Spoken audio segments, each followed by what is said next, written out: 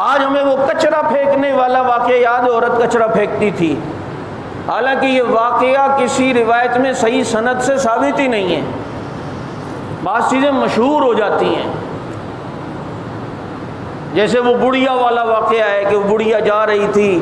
اور مکہ چھوڑ کے پیغمبر نے گٹھڑی اٹھائی، راستے بھر گالیاں دیتی گئی، پیغمبر نے وہاں جا کے بتایا میں ہی تو محمد ہوں، وہ اتنا پانی پانی، یہ واقعہ بھی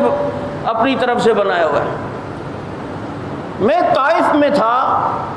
تو وہاں مجھے زیارتیں کروا رہے تھے، میں بنو سعد گیا جہاں پیغمبر کا بچپن گزرا، حضرت حلیمہ رضی اللہ عنہ کے گھر، تو وہاں پر ایک جگہ طائف کے روڈ پہ یہ کہا کہ یہ وہ گھر ہے جہاں سے عورت کچرا پھینکتی تھی جب نبی نماز کے لیے جاتے تھے۔ اور میں نے کہا اللہ کو مانو، میرے پیغمبر مکہ میں رہتے تھے، طائف میں تو 6 سال کی عمر تک بچپن میں رہے، پھر آ گئے، اگر یہ واقعہ ہے بھی تو نماز پڑھنے تو بیت اللہ مکہ مکرمہ میں جاتے تھے، یہ طائف میں کون سی جوانی نبی نے گزاری ہے؟ کہتے ہیں ہاں یار ہم تو یہاں لوگوں کو یہی زیارتیں کرواتے ہیں۔ یہ بھی تو ذہن انسان کو خود بھی تو سوچنا چاہیے۔ میں ہری پور گیا، وہاں جانا کالونی ایک علاقہ ہے کاگ سے آگے، ادھر ایک جگہ ہے پیغمبران دی ہٹی کے نام سے مشہور ہے، ایک پتھر ہے، کہتے ہیں یہاں کوئی پیغمبر آئے تھے، انہوں نے بڑی عبادت کی تھی،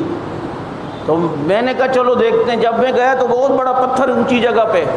تو وہاں کوئی گڈریا بکریاں چرانے والا آیا ہوگا، اس نے اپنی انگلیوں کے نشان بنا لیے ہوں گے، تو کہا یہ دیکھو یہ 2 انگلیوں، یہ ہاتھوں کے انگلیوں کے نشان ہیں، یہ سجدہ اتنا کرتے تھے کہ انگلیوں کے نشان بھی پتھر پہ پڑ گئے۔ اور میں نے کہا انی دیا، قبلہ اس سائڈ ہے اور